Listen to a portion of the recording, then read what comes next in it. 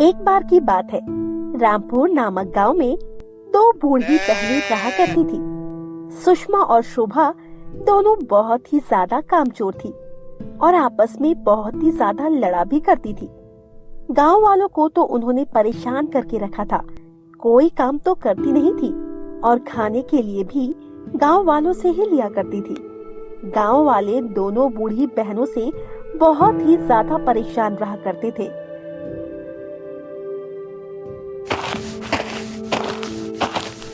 अरे शोभा, चल जा, जल्दी से खाना परोस, बहुत ही ज्यादा भूख लगी है। सोते समय तो भूख का एहसास ही नहीं हुआ, लेकिन जब से आँख खुली है तब से पेट में चूहे दौड़ रहे हैं। लगता है दौड़ लगा लगा कर वो तो मुझे मार ही देंगे। चल जा, जल्दी से मेरे लिए खाना लेकर आ। ऐसे आंखें फाड़ फाड़ कर क्या देख रही है? आपने आने में देरी कर दी है। अब तो घर में कुछ नहीं बचा, क्योंकि आपकी बहन है ना शोभा, वो अभी गर्मा गर्म स्वादिष्ट मछलियाँ खा कर गई है। उनका पेट है या कुछ और, सारी मछलियाँ खा गई। घर में तो कुछ भी नहीं छोड़ा। मेरे बच्चे भी भूखे हैं। अब तो मुझे सावित्री दीदी के यहाँ जाना पड़ रहा है, वहीं से कुछ लेकर आती हूँ। क्षमा कीजिए सुषमा जी, किसी और के यहाँ से लेकर खा लीजिए। अच्छा, तो मुझसे पहले वो शोभा की बच्ची आई और मेरे हिस्से की सारी मछलियाँ खा गई। मैं उसे छोड़ूंगी नहीं। और तू भी याद रखना, आज के बाद मछलियाँ तो उस शोभा की बच्ची को मत देना।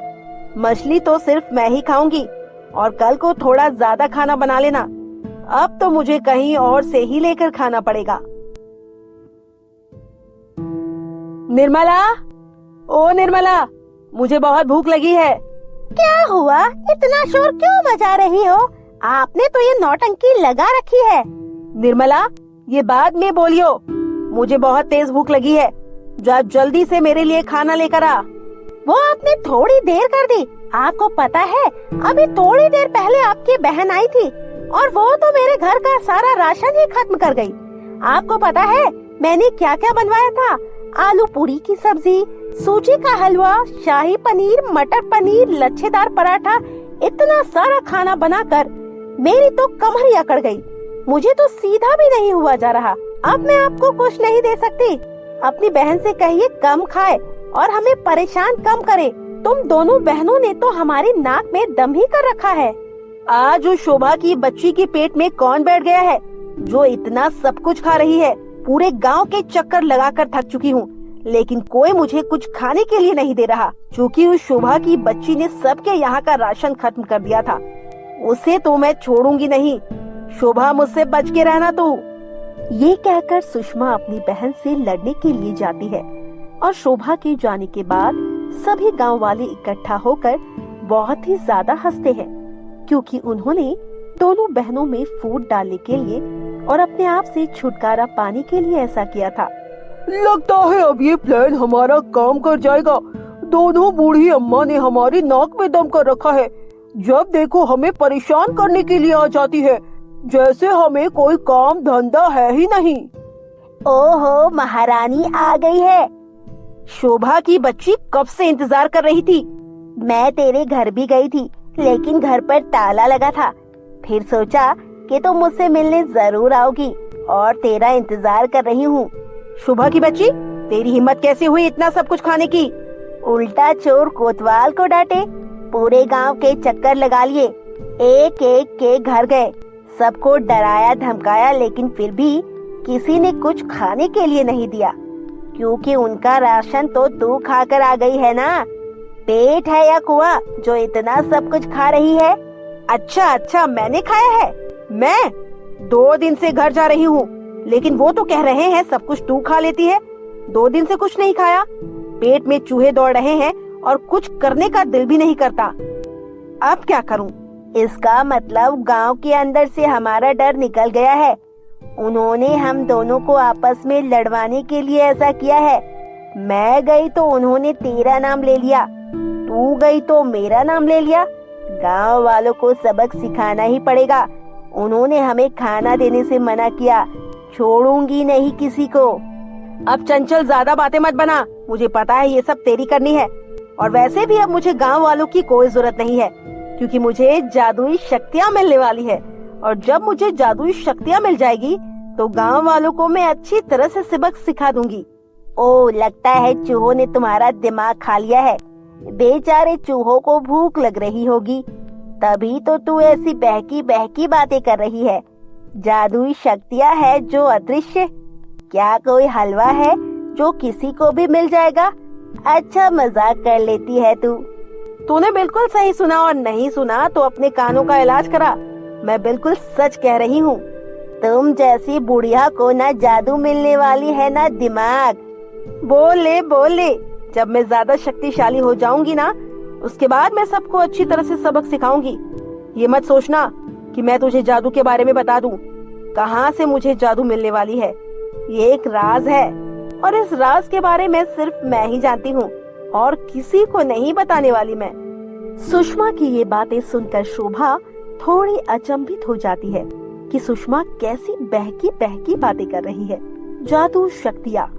लेकिन वो सुषमा की बातों पर ज्यादा ध्यान नहीं लगाती, क्योंकि सुषमा हमेशा ऐसी ही लंबी लंबी फेंका करती थी और वो जंगल से कुछ फल लाकर खा लेती है।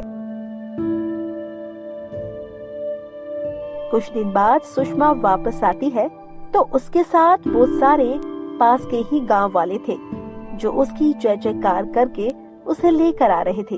रामपुर गांव के लोग ये नजारा देखकर हक्के बक्के रह जाते हैं। शोभा भी अपने घर से बाहर निकल कर आती है और वो सुषमा का यह रूप देखकर चौंक जाती है। अरे, आपको पता है इनके पास जादू शक्तियाँ हैं। इन्होंने हमारे गांव को पूरी शक्तियों से बचाया है। ऐसी शक्तिशाली बूढ़ी अम्मा को सर का ताज बनाकर रखना चाहिए। मुझे पूरे गांव में से मेरे ही गांव से प्यार है। मैं मेरे ही गांव में रहना चाहती हूँ, क्योंकि बचपन से लेकर बुढ़ापा मुझे इसी गांव में आया है। इस गांव से मुझे बहुत प्यार है, इसीलिए तो मैं इस गांव में रहना चाहती हूँ। सुषमा महारानी, आपको कुछ चाहिए क्या? मैंने तंदूरी मछली बनाई है, वो स्वादिष्ट है। कहो तो लेकर आऊँ आपके लिए? हाँ, क्यों नहीं। नमक, नींबू, मिर्च अच्छे से छिड़क कर लेकर आना। और रितु, तुम जाओ मेरे लिए वेजिटेबल बिरयानी बनाकर लेकर आओ। तुम्हारे हाथ की वेजिटेबल बिरयानी क्या स्वादिष्ट होती है। और मेरे घर की अच्छे से मरम्मत भी कर देना। फिलहाल तो मुझे आराम करना है। और किशोर, तुम कहाँ जा रहे हो? अरे, मेरे हाथ पैर में बहुत दर्द हो रहा है, जरा दवा भी देना। रामपुर के वासियों को सच में लगने लगा था कि सुषमा के पास अद्भुत जादुई शक्तियाँ है, जो कि पास के गांव वालों ने आकर उन्हें सबूत देते हुए बताया था कि किस तरह सुषमा ने चुड़ैल का सामना किया, अपनी शक्तियों से उसे मार गिराया, उसकी काली शक्तियों से उन्हें बचाया। अब तो गांव वाले सुषमा की दिन रात सेवा करने लगे थे, उसे स्वादिष्ट स्वादिष्ट खाना खाने के लिए दे रहे थे, उसके आगे पीछे घूम रहे थे। ये सब देखकर शोभा बहुत ही ज्यादा परेशान हो जाती है। वो एक दिन अपनी बहन के पास जाकर कहती है, सुषमा, सच में जादू शक्ति है? मुझे तो ऐसा कुछ भी नहीं लगता। कहीं तू झूठ तो नहीं बोल रही? मुझे तो नहीं लग रहा, पर शक्ति है। चल, अगर जादू है भी तो चल, मुझे जादू करके दिखा। मुझे गायब कर और मुझे छोटा भी कर। मैं ये छोटे मोटे जादू नहीं करती और तेरी नौकरानी नहीं हूँ। मैं जादूगर हूँ। मेरे पास जादुई शक्तियाँ हैं। गांव वाले मेरी सेवा कर रहे हैं। ये सब देख तू जल रही है ना? अरे, ये शोर कैसा? अरे, आप सभी गांव वाले यहाँ पर क्या कर रहे हो? क्या कुछ हो गया है क्या? सुषमा महारानी, आपके पास जादुई शक्तियाँ हैं? हमारे गांव को बचा लो। आपको पता है गांव के बाहर वाले जंगल में खतरनाक शक्तिशाली शेर है, जिसने पूरे जंगल को तहस नहस कर दिया है और वो किसी को भी नहीं छोड़ने वाला। गांव के बच्चे को भी मार डालेगा। 4 बच्चे तो गायब ही है। पता नहीं वो शेर हमारे बच्चों को तो नहीं ले गए। हमारे बच्चों को बचा लो अपनी जादुई शक्तियों से। उस शेर को मार दो। हाँ, क्यों नहीं। मेरी बहन बहुत ही ज्यादा शक्तिशाली है। उसके पास जादुई अद्भुत शक्तियाँ है। वो तुम्हें इस मुसीबत से जरूर निकालेगी। वो अपनी जादुई शक्तियों से उस खतरनाक शक्तिशाली शेर को मार गिरा देगी और गांव के बच्चों को भी लेकर अपनी अद्भुत शक्तियों से वापस ले आएगी। मुझे पता चलेगा तेरी असली शक्तियों का। मुझे पता है तेरे पास कोई शक्ति नहीं है। अब आएगा असली मजा। हाँ, उस शेर से मैं लड़ूंगी, सबको बचाऊंगी, परेशान मत होना तुम लोग। सभी गांववासी सुषमा की जय जयकार करने लगते हैं और सुषमा शेर को मारने के लिए जंगल के अंदर चली तो जाती है, लेकिन वहां जाकर कांपने लगती है।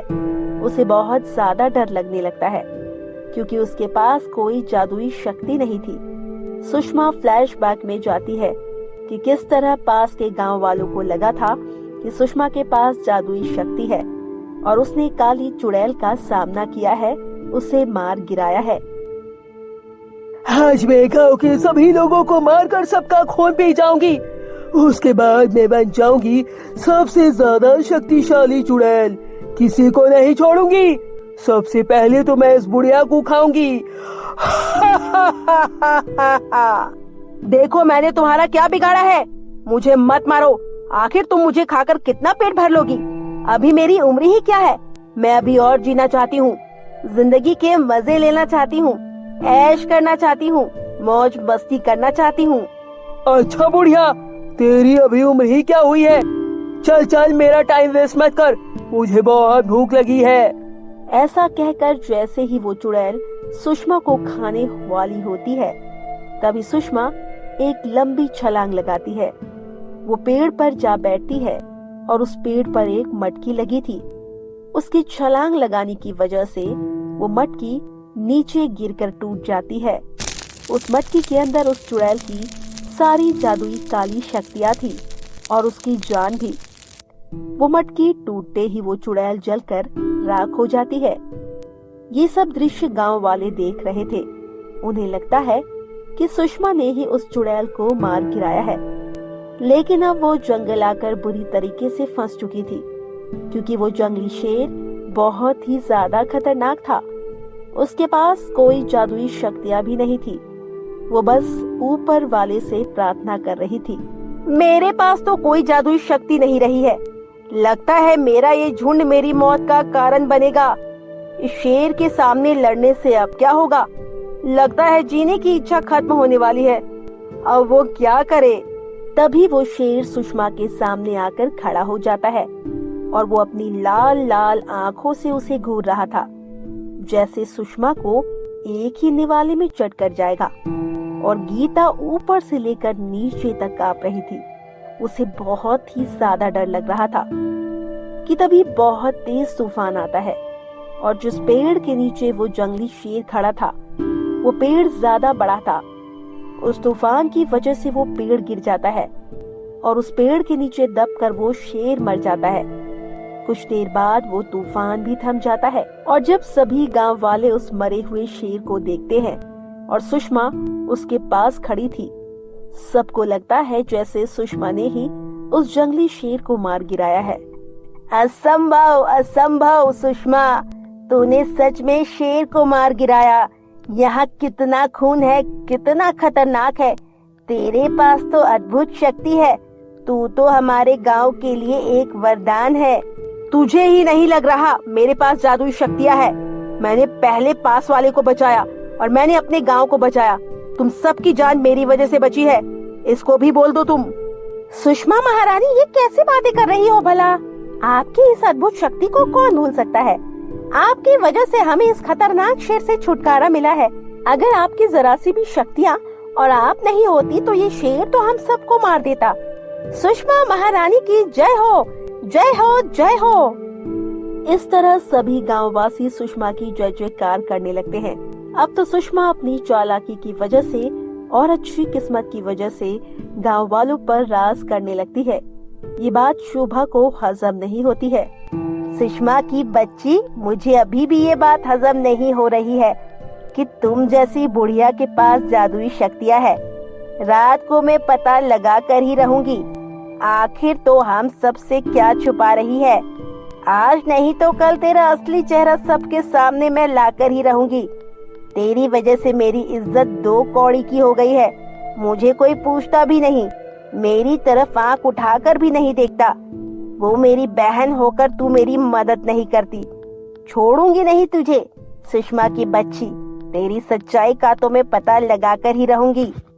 सुषमा अपनी चालाकी से गांव पर राज कर रही थी और बेचारी शोभा अब कोई उसे डरता भी नहीं था और ना ही उसे कुछ खाने पीने के लिए देता था, जिसकी वजह से शोभा अपनी ही बहन से अंदर ही अंदर बहुत ज्यादा जलने लगती है और वो सुषमा की नकली शक्तियों का पता लगाने की फिराक में लग जाती है।